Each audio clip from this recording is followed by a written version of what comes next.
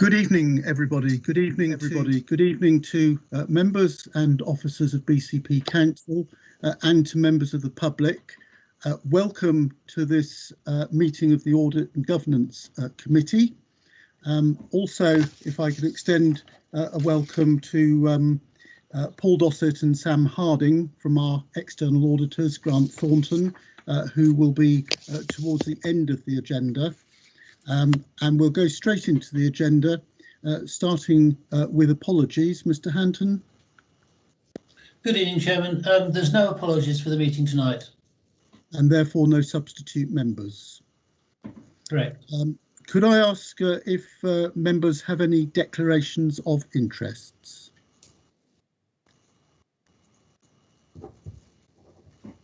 Councillor Williams? Yeah, it's not a declaration of interest, but I will have to depart the meeting about 20 to 7. I'm going off to have a COVID jab. Well, that's perfectly understandable, and well done for getting it relatively early. So there have been no hands raised for declarations of interest, so Mr. Manton, I'll take it there are none. Item 4 on the agenda is confirmation of the minutes of our meeting held on the 26th of November. Are members content that they are a correct record of the meeting that took place? If anybody is not content, could you please indicate?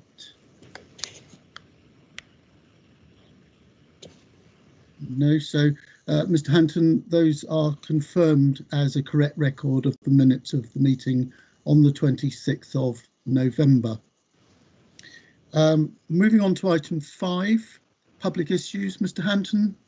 Chairman, there are no public issues, but before you go on, Chairman, on the matter of the public, I do have to read out the housekeeping notes. Yes, certainly. Would you like to do those now, please? Thank you. Could members please note that the meeting of the committee is being recorded by the Council for live broadcast and will be published on the Council's website for a minimum of 6 months. To ensure that the meeting is managed effectively, please could everyone present follow the ground rules for speaking. Only speak when invited to by the Chairman. Always turn on your video function when invited to speak. Please state your name before you speak if you have not been introduced by name. Mute your microphone when you are not talking, and if you would like to speak on an item, please do so by utilising the raise your hand feature in the bar at the top of the Teams window. The message bar should not be used unless you are raising a point of order or providing the wording for a motion. Please remember that this message bar is visible to all. If at any point you would like to speak again, please use the raise your hand option once again. Chairman, if there is a recommendation moved that requires a formal vote, this will be by Democratic Services carrying out a roll call of members present and asking for a response of for, against or abstain. And finally, Chairman, could members please ensure that background noise is kept to a minimum and mobile phones and other devices are turned off or switched to silent for the duration of the meeting. Thank you. Thank you very much, Mr. Manton. Before we go into the substantive items on the agenda, I wanted to extend on behalf of myself and the committee our very best wishes to Corporate Director Julian Osgothorpe, who, as many will know, is suffering from COVID-19 and I understand is in hospital. I just wondered whether the Chief Executive might have more of an update than the one that I've received. Chief Executive. Thank you very much, Chairman, and thank you for passing on Julian. I've kept him fully up to speed with the good wishes that we've had from the council, which have been many and varied. The good news is that Julian was discharged from hospital this afternoon, so that really is breaking news, which is really good. I have to say, sounds very, very weak, and has clearly had a very strong impact from COVID-19, but at least is at home now, recovering and no longer on oxygen and the other drugs. So thank you very much. Well, thank you for the update, and I'm sure we're all very relieved to hear that he has been discharged. Our very best wishes, if you could convey them to him when you're next speaking, I would be grateful. He'll be He's a highly valued director, of course, but his work is invaluable to the council. But more importantly, his health is paramount. So if you could do that, I think we'd all want to join in wishing him all the very best. Thank you. Will do. Thank you. So, members, item 6 on the agenda, the Treasury Management Monitoring Report for the period to December 2020 and the Treasury Management Strategy for 2021-22. And I think Matt Filmer, the Finance Manager for Corporate, is going to open this item. Mr. Filmer. Thank you, Chair. So this report is split into 2 parts. It's the normal Treasury Management update for Q3, alongside the proposed Treasury Management Strategy for 21-22. So starting with the normal economic update, I think it's fairly obvious to say COVID is the principal factor in the sort of global economic decline and uncertainty that we're experiencing at the moment. The United Kingdom somewhat solved the Brexit transition, so that has taken some uncertainty off the table, but as I said, COVID still remains the principal issue. After the first lockdown, I think there's a lot of view from economists that there would be a sharp V-shaped recovery, but we're now in the middle of lockdown 3, so we're probably going to see quite an elongated recovery over the next couple of years. Interest rates remain historically low, so you'll see on table 1 the Bank of England's base rate remains at 0.1%, and it's forecasted to be at that low rate for the medium term up to the end of March 2024. So it's good news for any new borrowing the council takes on because it's historically low, which will make it cheap, but bad news for any investments. And as we're seeing at the moment, we're actually not seeing the rates of 0 or in some cases negative. So moving on to table 2 of the report, this sets out the forecasted performance for the Treasury Management function. And you'll see we're forecasting a surplus of 159,000. And this is principally driven by underspends on interest paid on borrowings. And the main reason why our interest paid on borrowings is low is because we have had a lot higher cash balances than what we were expecting coming into this financial year due to the significant COVID grants that central government have paid over. So not only just to support the council, but the council acting as an agent to support businesses in the local conurbation. We've received significant funds that has avoided us taking on any short-term borrowing. That's the reason we've avoided taking on any short-term borrowing, and where we have, it's been very cheap. On the flip side, you'll see there's a pressure on investment interest. So as I said, investments are now earning pennies. They're really not earning anything. And that shows why we've got a small variance there of 23,000. Table 3 and table 4 of the report summarises the total cancelled borrowings and investments as at the end of December. You'll see there's actually nothing significant really to highlight to committee there. It's fairly normal in our parameters. So moving on to the Treasury Management Strategy 21-22, which is set out in Appendix 1 to this report. So the Treasury Management Strategy is a requirement for all councils to set each year. It's a document which sets out how the Treasury function will support the council's capital investment decisions, as well as how we operate on a day-to-day basis. So it sets out who and how much we can invest with, and it sets a limit on terms of how much we can borrow and who we can borrow from. Now, there have been a few changes to the Treasury Management Strategy this year, and probably the most principal change is to do with financing of the capital investment programme. So traditionally, the capital investment programme is funded from 4 key areas, which are government grants, reserves, capital receipts and prudential borrowing. And in order to support the council's budget and the transformation agenda, we've freed up some of those reserves and receipts. And in its place, we're planning to take on more prudential borrowing. Now, that prudential borrowing comes at a cost because we have to service that debt, so there will be interest and repayment charges which have been built into the medium-term financial plan. And I reference back to the point that interest rates are very low at the moment, so any borrowing that we do take will be very cheap, historically very cheap. But to give the committee some reassurance, we've set out in Appendix 2 of the report some benchmarking of where BCP Council compares to other similar size unitary authorities. And what's quite clear from that analysis is BCP Council is on the lower end of the spectrum when you compare against other similar sized councils. And a key point to pick up on is that includes the housing revenue account debt. So that is debt that will not impact on the council taxpayer. Appendix 3 is an itemised borrowing plan for the HRA and general fund, so the committee can get an idea of what is actually being borrowed and for what, and that includes this financial year and the next 3. And that increase in borrowing has ultimately been reflected in the Treasury Management Strategy figures. There have been a few other minor changes that I will briefly pick up on, which are set out in paragraphs 29 to 32 of the report.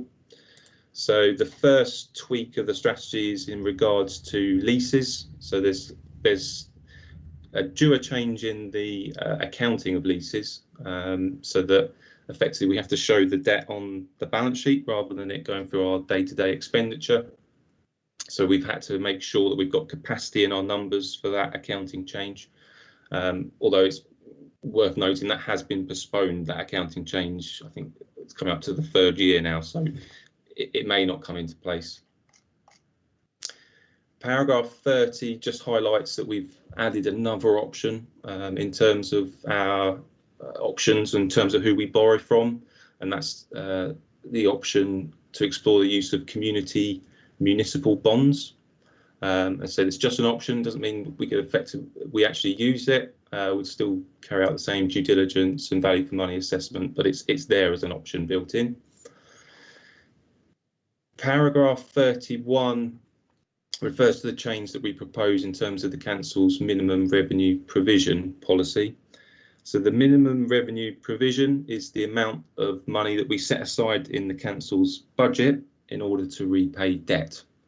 And at the moment, the council's policy is effectively a 4% charge, which effectively means any debt is repaid over 25 years. But we've also got the flexibility at the moment to allow anything over 10 million to use a specific asset life basis.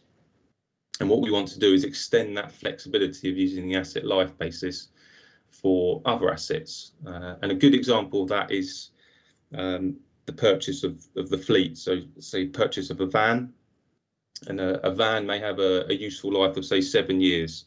So rather than repay that van over 25 years, we feel it's more prudent to repay it over 7 years. The impact that has, it means our MLP charges will be more expensive, but it then becomes the value of that asset becomes more reflective of how the council will use that. So hopefully there's some logic in terms of that change. And lastly, as I've referenced before, we're seeing more and more institutions charging effectively negative interest rates. So it costs us to put money into financial institutions. So that's something that is certainly going to happen more next year. So I'll happily take any questions on the report from the committee.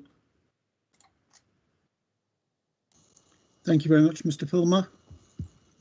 Members.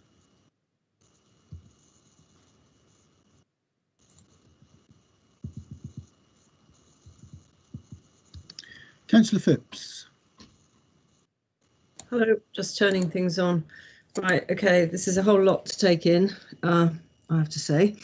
I'm just looking at investing capital and whatever I've got to say, the answers might already be within the report, I'm not sure. But, as far as alternatives are concerned as to where we put our capital, I can see that there's various countries that are favoured rather than others, but what about companies within those countries? How do you kind of assess them?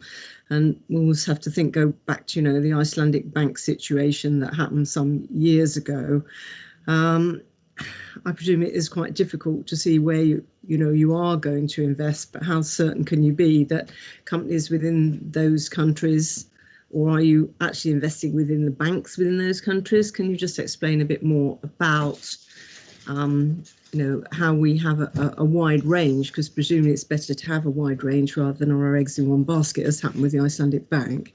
How we do that and how we get a wide range for our investments, so we don't sort of get taken down, so to speak, by eggs in one basket. I hope that's a question you can assist me with. It may not have put it in the best terms, but I think you get the gist. Thank you. Thank you, Mr. Filmer. Yeah, happy to answer that, Chair. We only invest in, it will be financial institutions that are based in those countries. So it wouldn't be companies that are situated in France, say. It would be a bank that's registered in that country. It is also worth mentioning that we don't really do many investments. We haven't really got the cash to do it. And where we have significant investments, we put it with the Bank of England, and that will probably continue for the foreseeable future, to take some of that risk offline. But we have to build that in the strategies to give us as many options as possible, so that we don't put all our eggs in one basket. Thank you. That's good, because I wouldn't want us to be doing that. Thank you very much. Councillor Brown. Yeah, thank you, Chair. There's a few questions, but I'll just start off. When I was reading through the report, the item that you brought attention to about leases and leased property coming within this, have you got any idea of roughly sort of what value of leased properties will need to be taken account of there? Mr. Filmer. Thank you, Chair. It's a rough estimate at the moment, because there's we have to do a lot of review of the leases in terms of the terms that are built into those leases, and it gets more complicated where there's subleases, etc. But roughly, I think it was around about 8 million in terms of the debt that we would bring onto the balance sheet. Councillor Brown. Yeah, that's okay. That's sort of reassuring. It's not. It's better to be 8 million than 80 million or something, isn't it? So at least, yeah, we've got a sort of ballpark idea of what difference that will make to the sort of debt. Yeah, the sections about the capital investment strategy, paragraphs 25 to 28, and then the changes to the Treasury management strategy following on from that.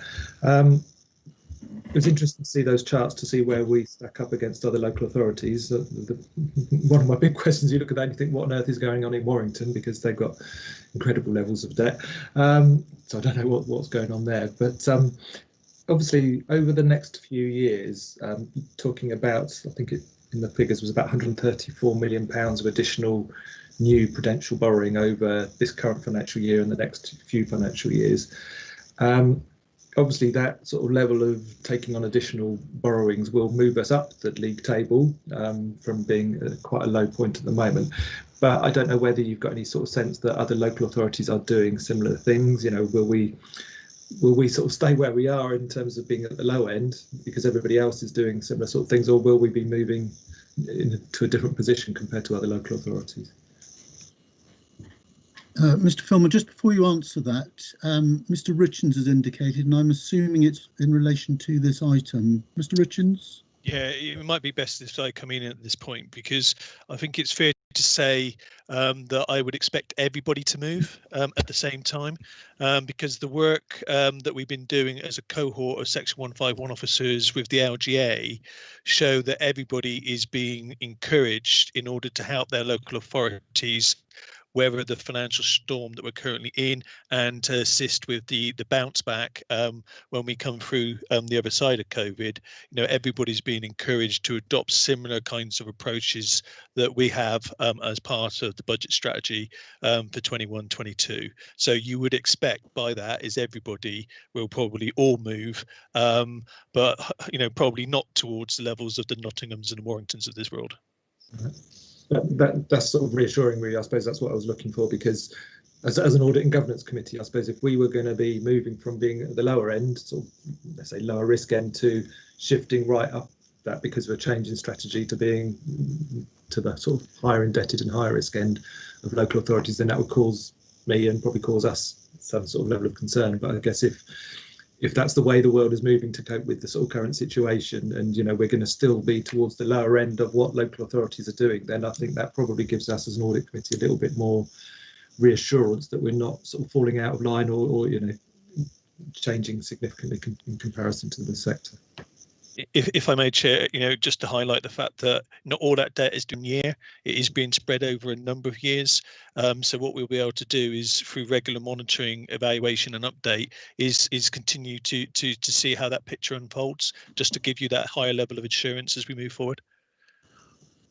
And thank you for those comments, Mr. Richens. They're very helpful.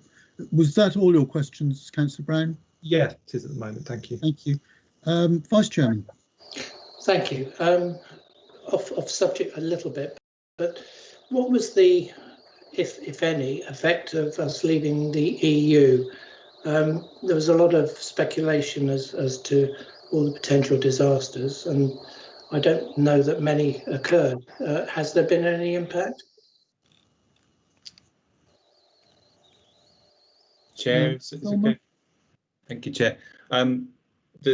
The impact that springs to mind was the change in the gilt prices and the government debt that the government sells on, and the price for that, and that from memory dropped quite significantly after it was confirmed the sort of smooth transition out of the EU. That was probably the biggest impact that we saw. So that effectively that gilt prices determines how much determines the costs from the Public Works Loan Board, so effectively how much it will cost us then to borrow.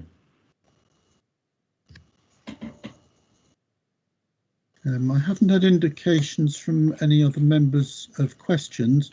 Just a quick question for you from me, Mr. Filmer. You talked about municipal bonds as one source of borrowing. And we talked earlier about the other side of the coin with the counterparties.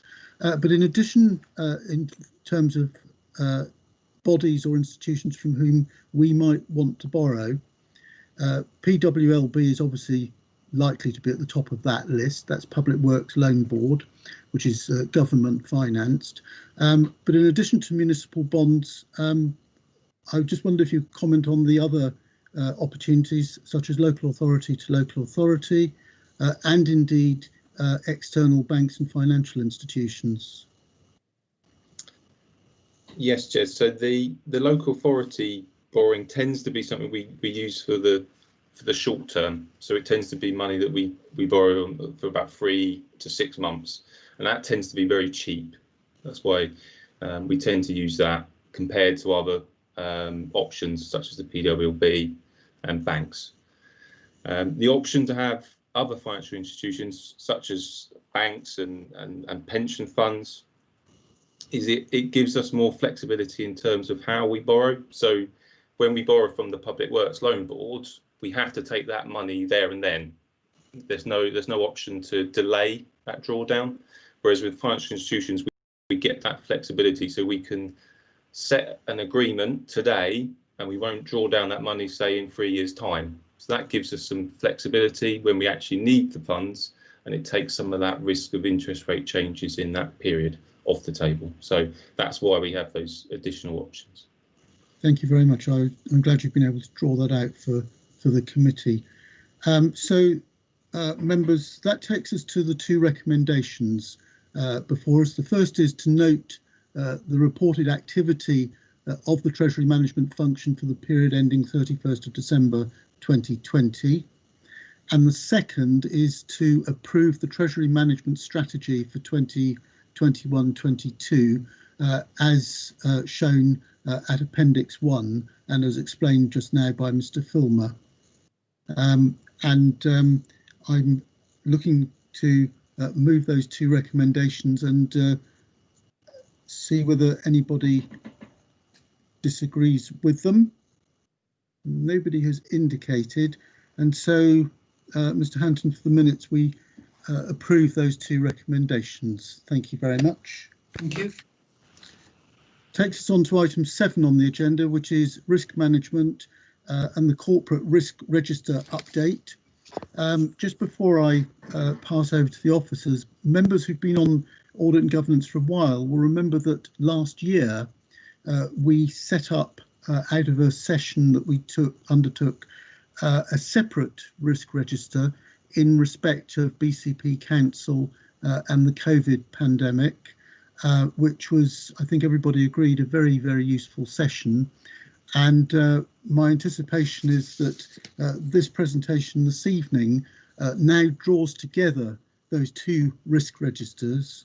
That is the more traditional risk register for the authority, together with that for the COVID risks. And I'd like to ask Fiona Manton if she would introduce the report, please. Thank you.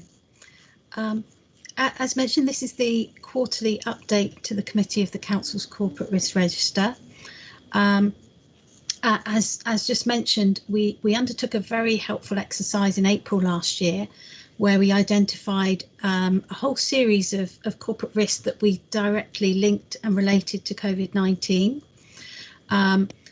We recently then reflected on the continuing impact of the pandemic on the activities of the council, and we undertook a comprehensive review to consider the current corporate risks and the pandemic risks and combine these into one single risk register. What we looked to do was to recognise the ongoing position and the need for all risks to be considered in both their usual context and any additional and continuing impacts of the pandemic, embedding the consideration of both as the council continues to deliver its services in this unusual environment and challenging environment. We continue to use the output from the workshop as a reference document in the risk reviews to ensure we continue to consider any relevant risk causes and impacts that were identified at that point, and recognising some aspects of the risks that we identified in April would have changed, but they're still relevant in our considerations. The report this quarter outlines the changes in risk during the quarter, and detail is provided in Appendix 1 with a summary of changes in paragraph 8 of the report. I'd like to add that the majority of the risks have been reviewed during the quarter, but it's necessary to be mindful of the pace of change, and some risks where the pace is such, we would just state in the update that, you know, the pace is such that we can only reflect that in the risk update. If a detailed risk review had not been possible in advance of the preparation of this report, what I would add is routinely myself and the Chief Exec meet every 6 weeks, consider all risks, and we prepare interim updates for consideration as part of the quarterly review process. So all risks would have been reviewed in the quarter, but we might not have included the full risk detail because we weren't able to on this report. Finally, I'd just like to draw members' attention to paragraph 12 of the report. The risk team is continuously horizon scanning to identify issues that may give rise to risk to the council. We look to support managers in highlighting information to give them early sighting on emerging issues and inform risk challenges at both a corporate and service level. So we're trying to keep the risk registers as dynamic and up to date as possible and provide early warning of any issues that may be coming. Thank you for the opportunity to present my report, and I'm happy to assist with any questions. Thank you. Thank you very much indeed, Ms Manton. I should have explained that you are the Council's Risk and Insurance Manager. I suppose we're all quite relieved, I guess the right way to explain it, that you have those regular update meetings with the Chief Executive, because risk management and the risk register are very high on audit and governance's agenda, and they're issues which you know, and I respect you that you know, you will want to explain to us in as much detail as possible. So thank you for that. Now, members, do you have any questions of Ms Manton?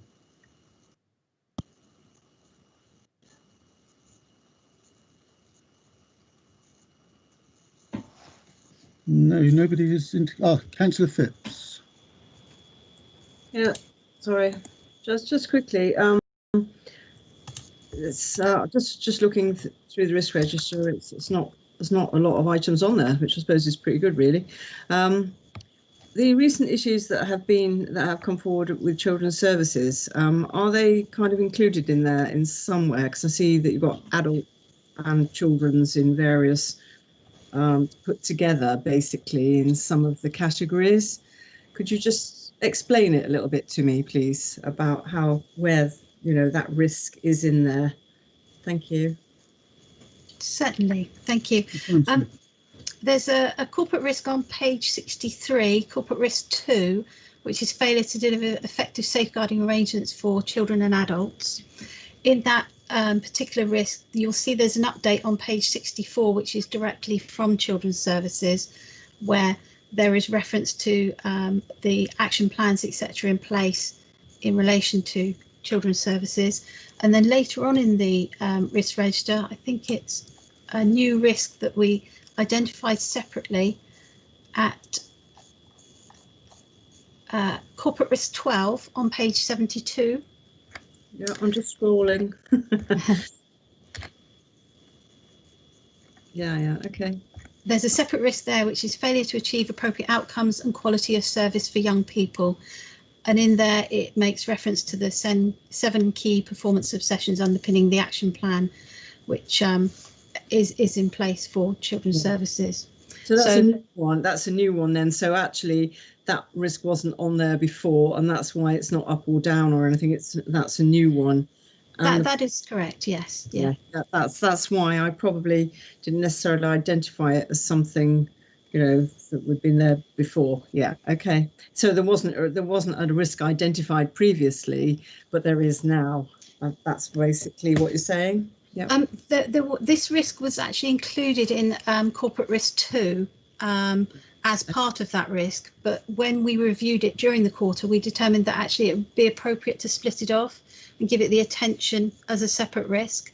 So we've done that, and the Interim Director of Children's Services has reviewed it and updated the commentary, and obviously we'll be reviewing it each quarter now and looking at the direction of travel of that risk. Yeah, I think that's good that you have identified it separately now. So thank you for that. Thank you.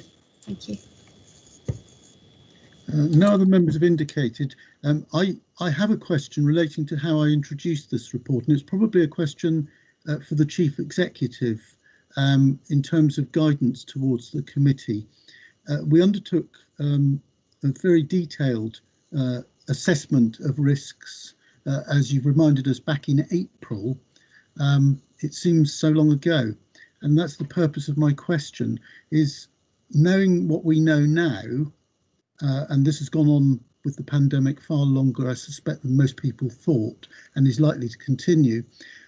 Do you, Chief Executive, think that we were in depth sufficiently?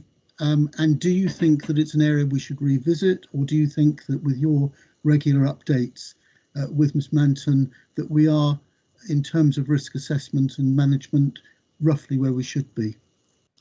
Thanks, Joe. That's a really interesting question. I think I would say that I think we're in a reasonably good position. I think that the in-depth work that was done was very helpful, but it was of its time, and so much has changed since then. I say it was of its time. It must have been, was it 6 months ago? I don't know. It feels so much longer in terms of the way that COVID has panned out with us. So, I mean, I wouldn't be averse to suggesting that we're going through an interesting stage with the pandemic now in terms of national lockdown. We're reasonably static where we are. We will see a new tiering arrangement coming out, probably, I think people are talking about around Easter. I'm wondering whether, if we were to look at a more in-depth session sometime just after Easter, might be an appropriate time, because then we would have much more information about the long-term speed of vaccination rollout. We will have more information about case numbers, and to be frank, we'll have got over the intense pressure that the entire health and social care system is in at the moment, which we think is going to be the next probably about 2 or 3 weeks in particular. So I think on the back end of that, probably around Easter-ish or thereabouts, might be a good time to redo it, and I think we would see a different context then, if that's helpful. Thank you, Chief Executive. Well, I think I'd ask Mr Manton from Democratic and we can talk about this offline, to try and get us something slotted in, either within the existing framework of meetings with our forward plan, or even if the timing doesn't work, as a special meeting, because I think as far as audit and governance is concerned, this is really high on our agenda and it's very much of the moment. And I think that advice from the Chief Executive is very well founded, given that we don't know what the future holds to any meaningful degree. But by the time we get to Easter, things will have changed and we will need to look at them again. And I assume that members of the committee would be supportive of taking that line. Please tell me if you're not. No. Thank you for that. So could we just go to the recommendation from the Risk Management Report, which is that members of the Audit and Governance Committee note the update provided in this report relating to corporate risks. So this report is for noting, but we will revisit it sooner than we might otherwise. So duly noted. If you could record that for us, Mr. Hanton.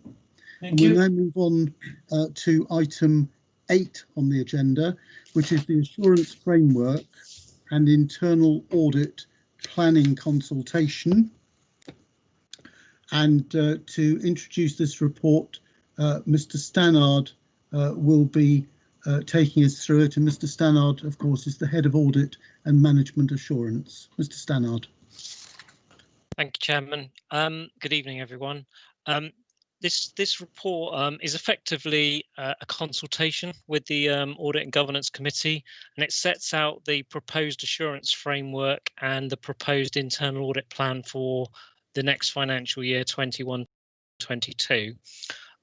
Just a reminder that it's a very high level strategic consultation, if you will, and this will inform a much more detailed plan which will come forward to the Audit and Governance Committee in April. So, for example, the table that you see at paragraph 15 on the top of page 79 will be presented again in much more detail at the committee in April. The assurance framework is set out at Appendix A, and it identifies the core governance components that will help us shape the internal audit plan for next year. And ultimately, of course, both the assurance framework and the plan is to give Audit and Governance Committee assurance that the Council's governance arrangements, risk management framework and our internal control environment is adequate and effective. So that's the overall purpose of both documents. Subject, if I could take you to paragraph 15 in the table, it's set out as it is, of course, at the moment, but please remember that we have yet to set the budget, and issues such as smarter structures will impact inevitably. So this presentation needs to be considered in a dynamic context, in the sense that this could move, and this will all be reported in the April update. Finally, actually no, I've said that already. So I'll stop there, Chairman, and ask if anybody has any questions. Thank you. Thank you. So members, Councillor Brooke. Fine, thank you, Chair.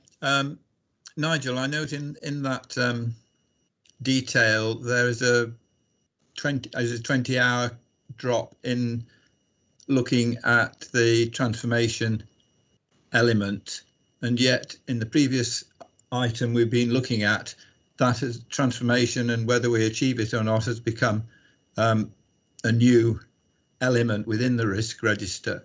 It seems to me that there's a little bit of a contradiction there in terms of introducing a new risk and reducing the examination of it through your department. Mr. Stannard. Thank you, Chairman. Thank you, Councillor Brooke. the whole purpose of this is a consultation, so we can take your comments on board. One of the rationales is that we're into a lot of the transformation ideas are already in train, so to speak. So a lot of this is more delivery now. So there was a rationale for reducing some of our time input into that, but in the grand scheme of things, if members are more comfortable with us keeping, at existing 2021 rates, I'm sure I can slightly tweak that graph here to take account of that. Would you like to come back, Councillor Brooke? I'm sympathetic to your answer. Well, it was just something I picked up looking at the figures there when Nigel was talking, and it did seem to me that there was this sort of almost conflict. So I would be more than happy to see it kept at its existing level rather than reduced, or could the extra hours be put into the high risk section, which has stayed the same at 700, assuming we regard the transformation programme as high risk. I don't know, but I think the extra time needs to be somewhere. Would you like to respond to that, Mr. Stannard? And if you are agreeable to the line that's being taken, just explain to us where you think that should go, where that resource should go. Yeah, I can take Councillor Brooks' comments on board, and I'll have a consideration of where it lies, where I can take it from. As I say, in material terms, finding 20 hours, 20 days, I think I can tweak the numbers to make that work. Fine, thank you. Councillor Brown. Yes, thank you, Chair. Actually, just sort of prompted by that discussion a bit. I know, obviously, looking at the current sort of financial year, the 2021 year, I know a lot of the sort of internal audit time was what's the word, re-provisioned to support a lot of the sort of COVID stuff around the business rates and the grant funding for businesses, etc. So obviously the number of days that will be spent this year is different to what had been planned. Has that left any gaps in terms of what has been done this year that we need to consider about plugging in the next year, or are we going to be able to catch up without? Mr. Stannard? Yeah, great question, Councillor Brown. You're right, we did reprioritise the audit plan. It came to this committee in July, you'll recall, and there was inevitably areas that we had planned to look at, and that is the nature of a dynamic audit plan. So the 700, the high level risks that Councillor Brooke identified earlier, they became that area is where the business grants suddenly became a high risk to this authority. There was a fraud risk there, so we reprioritised in year, and that's the very nature of a dynamic audit plan. So inevitably, what were high risks in our earlier thoughts, they roll into our thinking for this next year's audit plan, and they will be right on the top priority for an early look in the probably first quarter and second quarters of 21-22. Okay, thank you. Thank you for drawing that out. That's the second sort of tweak, if you like, to the proposed draft. Nobody else has indicated, in which case we'll go to the two recommendations. The first is to agree the BCP assurance framework, and the second is to provide comments and feedback on the proposed draft 21-22 internal audit plan, the high level allocation of resources and delivery approach. And I think, Mr. Stannard, you've captured now the two areas that have been raised by Councillor Brooke and Councillor Brown to incorporate in that draft before it goes through. Indeed so, thank you. Yep. And if you need to catch up on any of that offline, then please feel free to do so, either with one or both the two members, or indeed with me as chairman. Thank you for that offer, Chairman. Thank you very much, Mr. Stannard. Takes us on to item 9 on the agenda, which is internal audit, quarterly audit plan update. And that's you again, Mr. Stannard. Thank you. I only wanted to, hopefully this is the usual standing item the committee receives on a rolling quarterly basis. You'll recall that I've been flagging the issues that Councillor Brown raised in the last agenda item around the way the internal audit team were redirected in the first months of the financial year that we're currently in, and how that has impacted on our audit plan, and can I give the opinion at the end of the year that assures you that all our systems and control environment is adequate and appropriate. I'm more confident now than I was last time I reported to you. I'm pleased to report, and the tables at paragraph 3 and 5 respectively show that we've made really good progress in the last quarters. You'll see that the second table, excuse me, I'm just struggling with my screen here. The second table at the paragraph 5, I can report that since we've put this report together, several of the draft reports have turned into final reports. Several of the fieldwork elements have turned into draft reports. So we're making really good progress through the audit plan. So that's the first point I would like to make tonight. The second point, having said all that, paragraph 6 identifies that there is, and there has been, quite a lot of local government sector concern that the COVID impact will inevitably present problems for local authorities, and there's been several publications which are identified in paragraph 6 where they've been reminding chief internal auditors that there is quite a rare provision to give a partial or a limitation of scope is the correct terminology. Now, I don't think we need that. We're going to need that. I'm confident that we will get through our audit plan if everything pans out. But as we heard earlier in the meeting, things could happen, such as, several members of the audit team come down with COVID suddenly means we're not going to be able to get through the last elements of the audit plan. So we're not out of the woods. It's not impossible that I might have to do a limitation of scope opinion at the end of the year. But I'm confident as we sit here that we won't need to. Also, if I could draw your attention to the very last paragraph 12 and 13, which are around recommendation implementation of previously made audit recommendations. We've had to be fairly pragmatic with services that are delivering COVID response, adult social care in particular, where several recommendations that we've had to make, we've pragmatically agreed revised implementation dates. Now, we haven't done that carte blanche. We've done it in areas where it makes sense to. So in where recommendations were very high priority, or where they were impacting on partial assurance ratings, of course, we haven't let those recommendations slip, and the services have implemented those. We've generally done it in low recommendation areas, or where we've done given management advice. So just a small caveat there to make you aware of, and happy to take any questions, Chairman.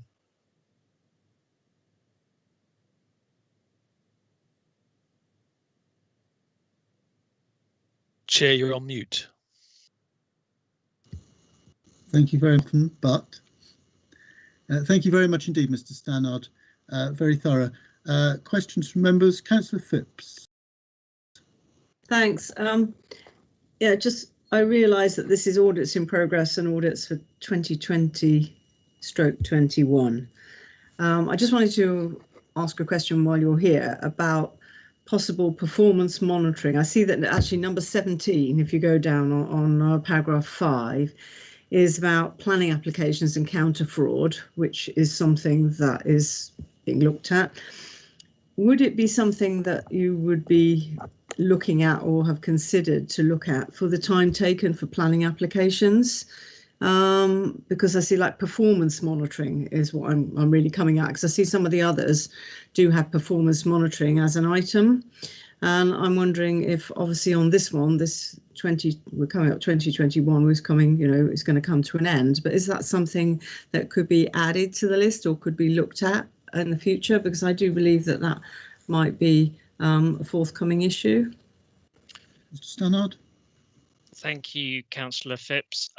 Yeah, we can, as we do with all emerging risks, they will be factored into the audit plan. So when we have conversations with service managers, for example, where we're trying to identify the dynamic scope of audits, if there are issues that have been presenting either through members or the press or the service themselves, we would take those risks into account and coming up with the scope of the audit.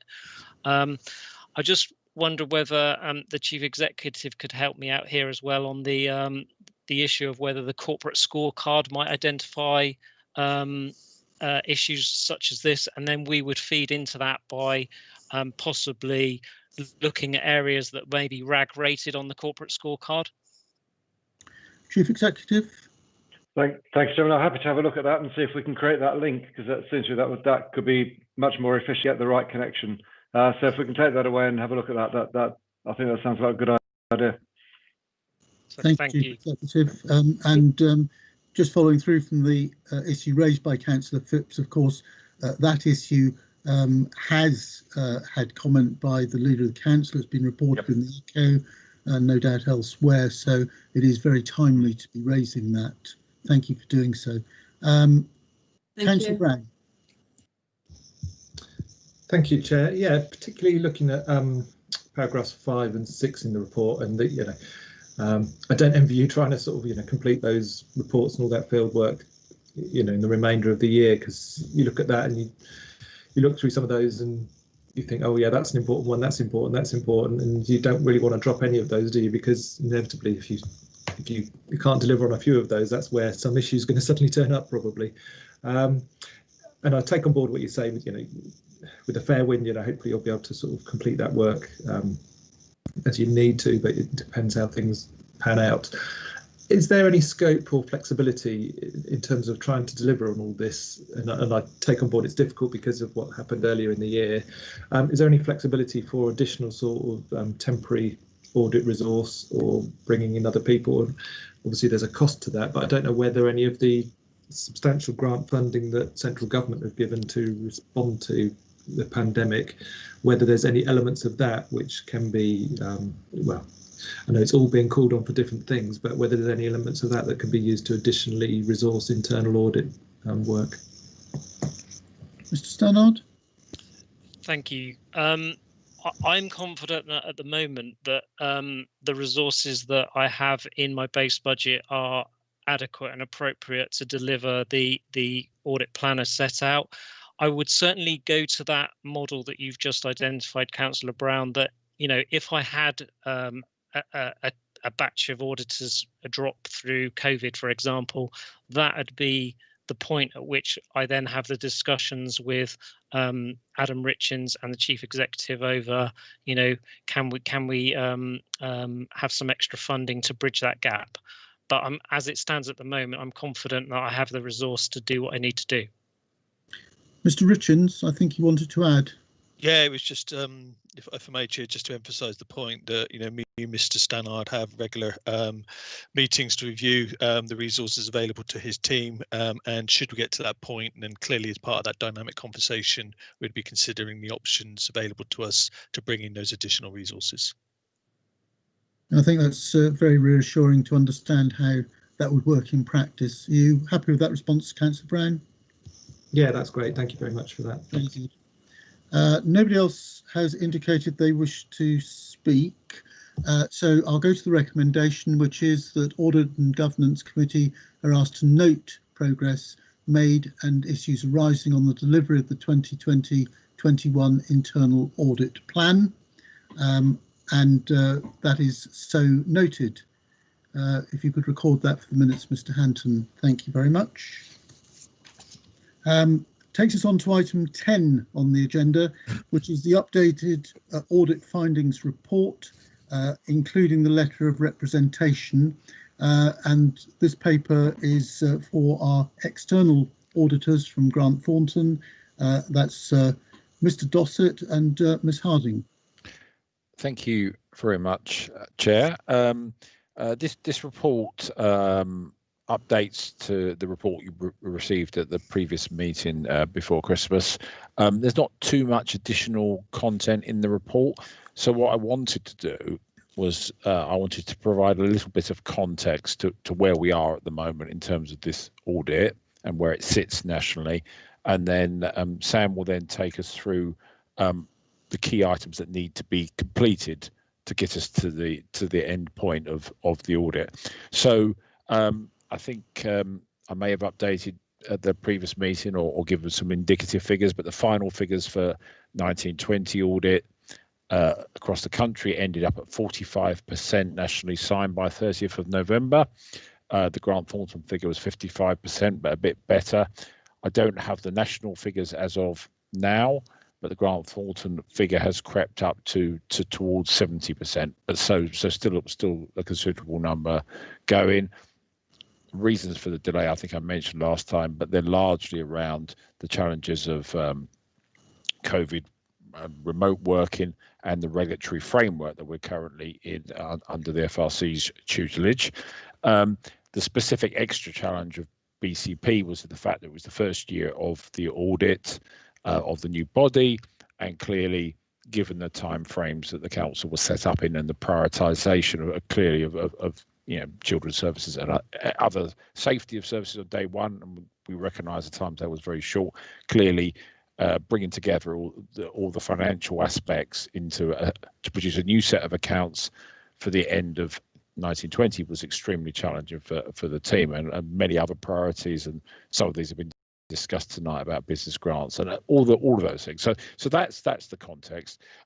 Probably the biggest thing that comes out of the audit, which has already started to be addressed anyway, is the valuation of assets, and the reason that's a big issue is because it's a big issue for the FRC. It's their main area of focus, and therefore that has been challenging, and then the report reflects that. It also reflects one thing I probably make clear on that is that the finance team did provide some reasonably good instructions to colleagues to help with that process in terms of what was required for audit. It hasn't quite worked out as we might have liked. So I think whilst the system was good in that sense, the controls didn't quite get to where you would want them to be and where we would want them to be. So that has been the main element of delay in this audit. And so clearly there's some lessons going forward. If Sam now just takes you through what's outstanding, just so you've got a high level picture of it from a committee point of view, she'll take you through that, and then I'm obviously happy to answer any questions the committee has. Thank you, Mr. Dossett. Ms. Harding. Thank you, Chair. Thank you, Paul. Yeah, we set out in our report the areas that we're still working through. And as Paul has said, one of the main areas there is around the valuation of assets. I think really the council and finance team have certainly put in place some of the best set of potential controls that we've seen, that I've certainly seen. So there are some very good controls around ensuring that big movements are fully explained and supported, and also explaining to the valuers that we as auditors will require to cite of any sort of evidence that they are using to form their report. So examples of leases, income, sort of evidence of income, floor areas and other areas, but that's not necessarily being kept to quite the standard that we were all kind of hoping. But obviously we do need to see that evidence, and some of that is proving more difficult than others to obtain. We are coming to the end of our valuation stuff, so I'm hopeful that we're not too far off finishing with that. One of the other areas that was outstanding in our last report was just around the pension fund, because along with the asset valuations, the pension fund liability is also an area of extreme interest to the FRC. Dorset Council administer the pension fund on behalf of BCP Council. That's audited by a different firm. We did receive a letter back from them because they do a lot of the work on the pension fund audit as a whole. There were some differences that we've identified in there that we are following up. However, that letter was only received at the end of December, so we're still working through just trying to understand what the difference are with those from what we were expecting. There's also some quite technical, difficult areas in the accounts running around the disclosures of financial instruments. We are waiting on a revised set of accounts, and certainly myself and Matt Filmer will be going through in detail just some of these more technical disclosure issues, but we do need to see a revised set of accounts before we're able to progress that much further. The NNDR provision, again, that's quite a large figure in the accounts, which we are discussing with Matt. Some evidence to support a small number of samples are still outstanding. So I think fundamentally we're waiting for the revised set of accounts and then just chasing up some of the final bits of evidence to support our fixed assets. At this stage, we're not expecting that there will be any material adjustments, certainly not to the general fund. And I think the only other area that I probably want to touch on, or that Paul might want to comment on as well, is just around the change to our value for money conclusion. Really, I think we had the audit committee on something like the 26th of November. We did note that on the 27th was when Ofsted sort of issued their letter on their focused inspection. That has now been reflected within our value for money conclusion, which will now have an except for qualification in respect of that particular area. We have pondered long and hard on that one, because normally we would only qualify on the back of a full sort of inspection with a proper rating. However, I think in the sort of the level of findings within that report are such that we do think it does need to be referenced within our value for money conclusion, and we have taken that to our technical team within the firm to make sure that that is consistent and that that would be what we would do at any other council. I'm happy to take any questions. Thank you very much indeed, Ms. Harding. If nobody has indicated, but I've got I have got 3 points to make. The first one refers to your last one around the value for money judgment, and I was going to ask, given that you have raised it here at the meeting, I think it's only right that I ask the Chief Executive if he'd like to make a comment, and perhaps just so that we are all clear about the position, and after that, I might come back to Mr. Dossett as well. Chief Executive. I'm sorry, Chairman. I wasn't intending to make any comment. Was there anything specific you had in mind? Well, the thing is that Ms. Harding has raised it here within the meeting itself, and it just seemed appropriate, if you like, that the council had the opportunity. If you feel it's not appropriate or you prefer not to, that's fine also. But it is a matter that outside of this meeting might become a significant one. I don't know, in terms of the value for money judgment. Yeah, to be honest, I don't know. Adam, if you want to come in. Certainly, well, Mr. Richens has just indicated. Yep. Certainly. Yeah, maybe if I just come in the sense that, I think it's fair to say that, clearly the council's acutely aware of the Ofsted for Children's Services. It is a very, very high, and I think it's been declared the #1 priority to the council to actually address the findings of Ofsted. We've certainly got a very focused effort now being taken forward, including regular improvement boards to address the issues and the findings. So I think it's to give the committee that reassurance that we take those findings really seriously, and the appropriate measures are being taken to improve children's services and improve the outcomes of our vulnerable young children in our community. Thank you very much, Mr. Richens. Did you want to come in on the? No, I think I think it's been helpful. That's covered it all. I think the only other thing I'd say is we've been quite public about our action plan as well. So, you know, we have committed to getting this right, and I think the political leadership is committed to getting it right. So I think we're doing that in full knowledge. It's difficult to say how long it's going to take, but we're absolutely determined to get it right. And my sense is we've taken 3 services that were all judged as requires improvement, put them together, and we have one large service that requires improvement. It requires significant improvement, actually, and that's what we're trying to do. Thank you both very much. I just wanted to draw that out, actually, from a senior officer perspective, because I think it's quite useful for members of the public to understand that. But it's also important that we, if you like, have a balance coming back to our external auditors in response to the comments made a moment ago. Anything you'd like to add, Mr. Dossett? Yes, just to add to what the Chief Executive said. I mean, I think we recognise entirely the Council are taking this very seriously. Obviously, the value for money conclusion related to the arrangements in place at the end of 1920. We're obviously now going towards the end of 2021. We know there's a clear action plan in place. Also, in terms of the technicality of our work, because the new code of practice doesn't require us to give a formal conclusion, there won't be any further qualifications. So the way you'll see us play this out in our reporting will be to review those action plans and the progress that's been made, and then have a commentary in the new value for money approach on that. So the qualification per se won't be sort of stuck until a fixed period of time, because it's removed from our arrangements. But clearly, we will update committee with our assessment of progress in due course under the new value for money framework. Thank you, Mr. Dossett.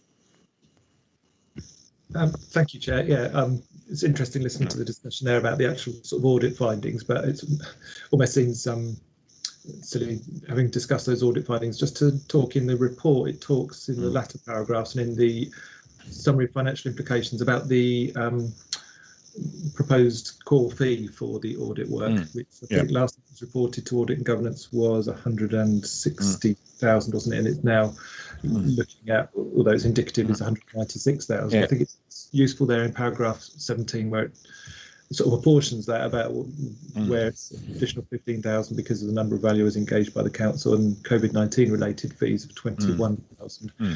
It's just a bit of a question about how that will be managed internally, because it talks about that's a budget pressure that will result in. So how we can sort of manage that budget pressure, whether because of the COVID-19 bit, whether there's some of that government funding to sort of deal with that, but to manage that budget pressure.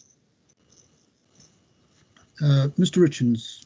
Chair, if I may come in here, you know, clearly as part of the suite of reports going to February Cabinet will be a quarter-3 budget monitoring report, and that budget monitoring report will reflect on all the pressures that the council has experienced during the course of this financial year, and outline actually how we are managing those pressures. So that report will provide the detail. Thank you. Thanks. Happy with that, Councillor Brown? Yeah, thank you. Mr. Dossett. Thank you, Chairman. I mean, just one thing to reflect on audit fees more broadly. Government announced just before Christmas that an additional £15 million will be put into the system to fund the 2021 audit fees. We don't know the detail of how that's allocated to individual councils yet. It will presumably be announced shortly. I think the audit fees, very broadly, whilst they represent certain pressures such as COVID, they also represent a recognition by government in its response to the Redmond review that with a much higher regulatory environment and a higher bar effectively having been set for local audit, then the fees need to reflect that, and that's what government's response to the Redmond review clearly does by putting an extra £15 million into the system. Thank you, Mr. Dossett. Nobody else has indicated that they have questions.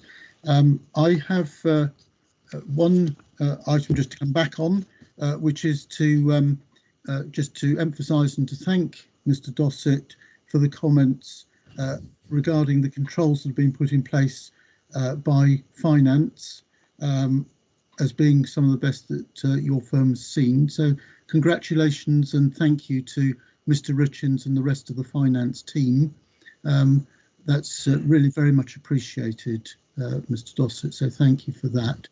The other is, before we get to the recommendations, I wonder, Mr. Stannard, whether you could just explain, for the benefit of the committee, the issue of recommendation D, which is the signing of the statement, and the issues that you raised at the agenda meeting previously in terms of materiality.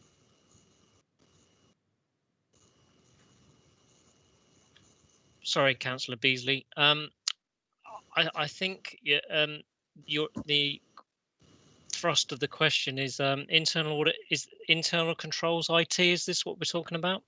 No, it was about the approval and the signing of the statement. Chair, Chair. Can I just come in and just maybe recommend that we pass over to Dan Povey, because I think he might be able to help us out with regards to recommendation D. Thank you very much indeed, Mr. Richens. Apologies, Mr. Stannard, but I thought we'd previously discussed it. That was why. So, Mr. Povey. Thank you, Chair. Thank you. Yes. So, recommendation D is basically that once the audit is complete, which is hopefully the end of January, that you as chair and Adam as section 151 will sign both the letter of representation and the statement of responsibilities. This really is a reiteration of the delegation that was agreed when we came to November with the draft accounts in November. And, you know, the proviso, the caveat is, as long as there are no material amendments to the accounts which would affect the bottom line of the I&E account or the balance sheet, in which case we would bring the accounts back for formal reapproval by the committee. But we're on the working assumption with the amount of work that's left that won't be necessary, and therefore we are still going with that delegation. It was actually agreed at the November committee. It's repeated here just so that we're clear and transparent about what we're doing. In essence, a letter of representation, we sign that every year. It confirms to the auditors that we have, you know, given them everything they've asked for, that, you know, we've complied with the statute and the legislation that we should have, and that we've disclosed, you know, our liabilities and so on and so forth. And the restatement of responsibilities is a page in the accounts which just says, again, we've applied suitable accounting policies, complied with generally accepted accounting practice and the like. So really they're included as appendices to the report just for information, and what we propose to do is wheel them out on you know, formal headed paper when the audit is concluded, with that caveat that there still is a little bit of work to do. Thank you very much, Mr. Povey. That was really for the benefit of members of the committee, so they understood what was involved in recommendation D, and they weren't giving sort of carte blanche to me or to the 151 officers as a result. And my apologies, Mr. Stannard, I misread my notes, hence the reason for not having Mr. Povey on first, so thank you. Mr. Richens, your hand is still up. Is that an old one, or is it?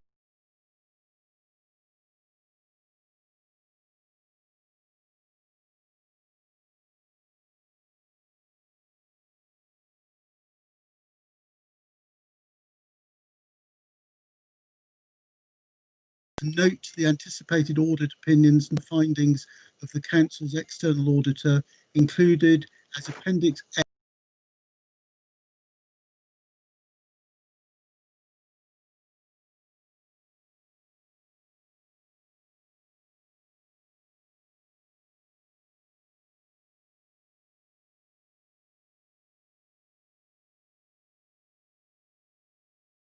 And finally D, which is to approve the signing of the statement of responsibilities included as Appendix D and the letter of representation by the chair of the Audit and Governance Committee and the Section 151 officer once the audit work is complete at the end of January. So with your agreement, I was going to take all four recommendations together and ask that you support those recommendations. I haven't seen any hands up disputing that. So could I ask Mr. Hampton to record that those 4 recommendations are agreed? Thank you very much, members. Which takes us on to item 11 on the agenda, which is the Audit and Governance Committee's forward plan. And I think, Mr. Stannard, you're going to introduce the report. Thank you, Chairman. Committee forward plan. There's only one point that I would like to make from the published suggested plan at Appendix A.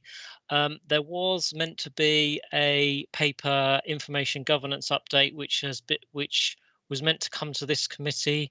Resourcing issues meant that it couldn't, so that tick needs to be rolled forward into the next full meeting on the 22nd of April. So I'll make that amendment with your agreement, Chairman, and then obviously add any other reports that the committee choose to add to the forward plan if there are any. Thank you. Thank you very much, Mr. Stannard. So if I could just help on that later issue raised by Mr. Stannard. Obviously, we have the additional item regarding the risk register and looking at the COVID issues again as suggested by the Chief Executive, and we'll keep members of the committee informed on that once we've worked out some dates. You will recall, members of the committee, that I've written to you twice about whether any of you have any issues to raise as agenda items for consideration around governance issues. We do have, as you will see on the forward plan, the Bournemouth Development Company is one of those that we've now dealt with, but we have to go back to the review of BH Live once it's gone through the rest of the process, and the rest of the process includes going to review and scrutiny, hence the reason why there isn't a specific date in there, but there will be, I hope, very shortly.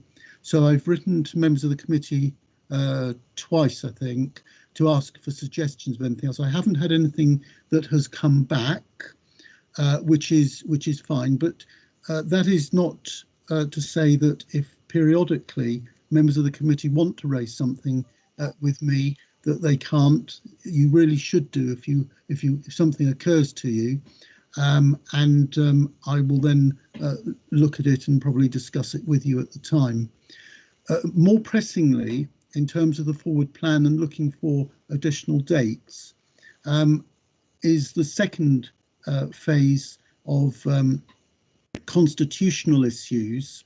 The first phase obviously being as they feed into the process and go through the Constitution Working Group. And we have quite a big agenda on those. So there are a number which members of the council have responded to me to my annual invitation to ask for matters to be considered, and there are quite a few of those. There are a number coming through regarding a review of the Constitution being undertaken by the monitoring officer, Ms. Seiss. There are probably some issues coming through from the Standards Committee, and those items will need to be considered by the working group as we go forward, and then fed into the Audit and Governance Committee at the due time once that work's been undertaken. So we will be slotting in some additional meeting dates. It may be that there are even one or two before the end of this current forward plan set out at Appendix A, and certainly once we get into the new municipal year, there will be more, and I can be absolutely certain of that, and we'll take them in the order they come through from the working group, in order that we don't find that the work clogs up the system, because once they've been to the working group, they've been to our committee, they then need to have time for consideration at full council. And I think it's prudent to make sure that we do those regularly and often. And I suspect that by the time we've worked through these, it will be quite some time. It might even take us towards the end of the calendar year, if not slightly more. But we must work through these, I think, in the way that they've been input to us. They're our responsibility to deal with, and we'll do them in a proper and thorough way. We will also consult with the appropriate members and officers, and indeed take external consultation as well if we need to, in formulating those recommendations going forward to full council eventually. I want to make sure, as I'm sure all members of the committee do, that that work is given the appropriate amount of time and that it isn't dealt with more speedily than it should, that it will be done as thoroughly as I'm sure council will expect us to do it. So I know that that is going to be a little bit longer term than many would like. It probably means it's repetitious between the working group and the Audit and Governance Committee, but I think in order to have this work done thoroughly and then reviewed prior to us taking recommendations to full council, that appears to be, I think, the only way that we can do it. So we will need to bring back some further dates, a couple maybe this current municipal year, certainly more after the end of it, and we'll try and make sure that we can do it in a way whereby we can complete most of the work during the rest of this calendar year. I don't know whether members have got any comments on that, but having discussed it with officers, I think they believe that to be appropriate and workable. And I'm also anxious, I suppose, to make sure that nothing slips through the net. So if members have brought through things they wish to be considered around the Constitution, that we do that and we do it as thoroughly as we can, whatever those issues are. Ms. Seiss. Chairman, thank you. Just to add to what you've said, I have now completed my work plan for the constitutional work, which I'll be bringing to the next constitutional review working group. And I would hope to be able to brigade the sections that we're looking at in chunks so that Audit and Governance Committee can look at a section all at once rather than piece by piece. And hopefully that'll allow us to make sure that we don't use more time than we need. In other words, not to drag out the process longer than necessary. Thank you. Thank you very much. And it might be helpful, Ms. Seiss, if you could perhaps give us the opportunity in a brief call together with the Chair and the Vice Chair of the review working group, just to run through that with you, just so that we understand exactly how we're going to go about this and the time allocation we might need. Yes, I was intending to do that. It should be ready at the beginning of next week. Oh, excellent. Jolly good. And then we can hopefully get Democratic Services to bring that together for us in the way that they are over the other issues being brought forward by members of the council. Thank you for that. Nobody's indicated that they wish to speak on this item, so we will proceed in the way that has been set out by Mr. Stannard and supplemented by me, and I'll try and keep in touch with you if it's necessary to do so before our next meeting, which seems relatively likely. Then I'll try and do it by email so that we're all understanding of what's required of us. So thank you for that, members. It's going to be more work for us, but I think the additional meetings will be worthwhile. So members, that brings us to the end of the meeting. If I could say thank you very much indeed to the officers who've worked on these reports and introduced and spoken to them. Could I thank our external auditors, Grant Thornton, Mr. Dossett and Ms. Harding, for staying the course of the meeting and for your reports at the previous item. Very much appreciated, thank you. And I will close the meeting at 7:24. Thank you all very much indeed for attending.